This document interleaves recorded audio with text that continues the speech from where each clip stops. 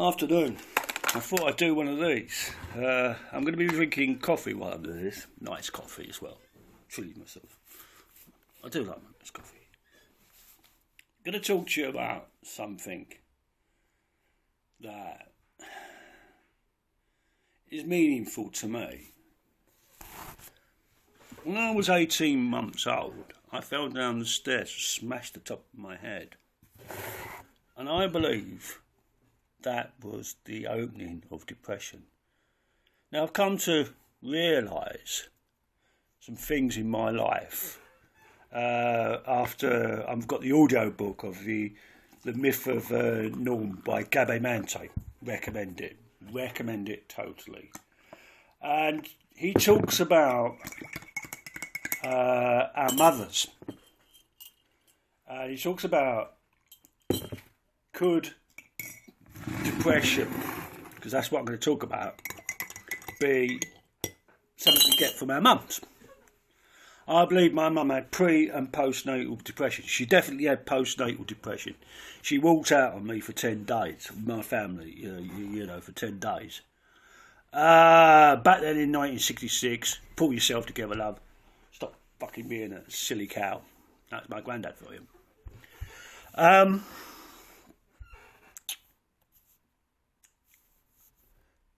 So I think the bang on the head, mum's situation, and things through my life just escalated it and fed it. Because it wasn't until 1991 that I was actually diagnosed with what's called manic depression. And I still like to call it manic depression. Bipolar is a bollocks name for it. I think it's a bollocks word. Manic depression clearly explains it. It's that more than he's got bipolar now. All that bollocks. Because it is. Because it can happen like that. And I'm down. The thing with what I have and how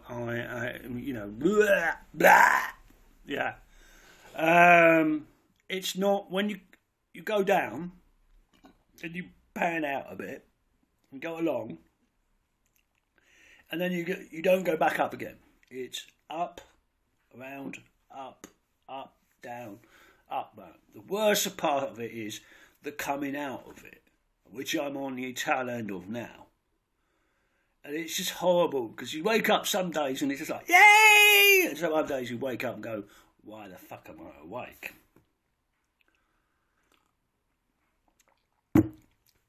I put my hands up. The lifestyle I lived and have lived haven't helped it. I put my hands up to that. It's no one's fault.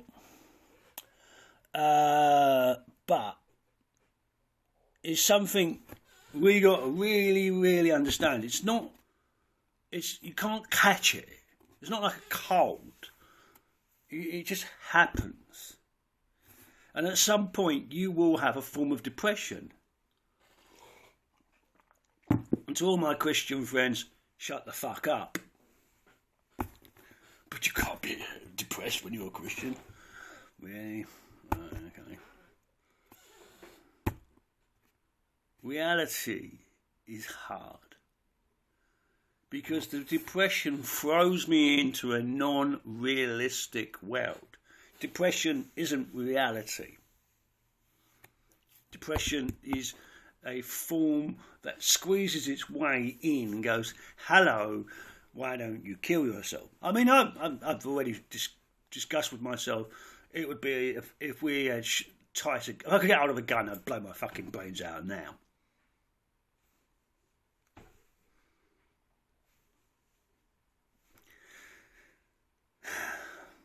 And again, to all my religious and Christian friends, I think God would be understanding. The world medical authorities have said isolation is now the biggest killer on the planet. It is actually causing heart diseases, blood pressure, and many other. I don't think it's linked to cancer or Alzheimer's or anything like that. So what do you do with like me or other people who've got depression.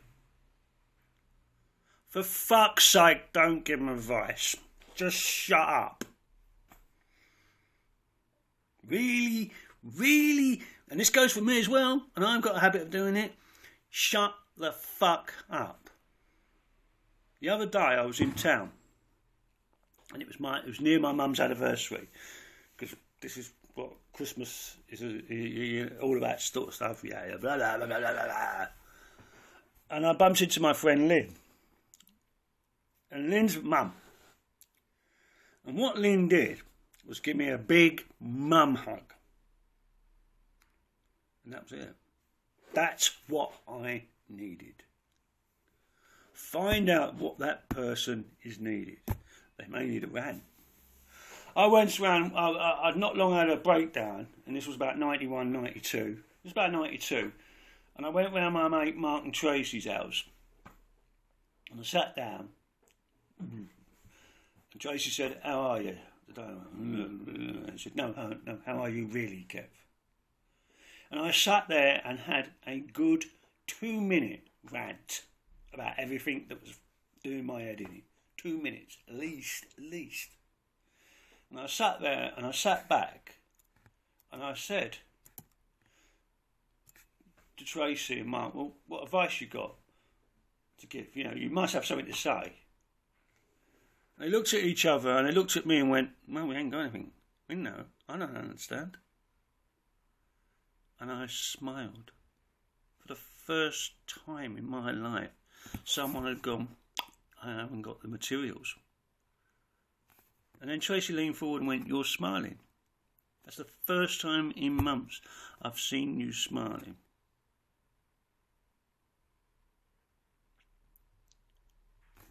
It's giving that person space. I've just been into town and it's hectic for me. Okay, it's very hectic. And it's very hectic in here. I want you all to know that I love you all dearly.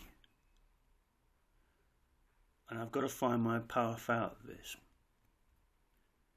I hear you screaming and shouting, come on, Kev. But I've got to find my way out. I'm in a darkened room trying to find a light switch, let alone the door. I'm being creative. I've gone out today. I've socialised. This is what it's about. Peace, love and hair. And I hope you really understand a little bit more of what goes on. I really can't tell you more and more, and I mean this. You need me. I need you. In what is to come in the new year, and what I believe and I can see,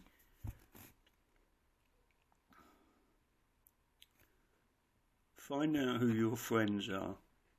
Find out then your ones that love you. And socialise and become like a family network.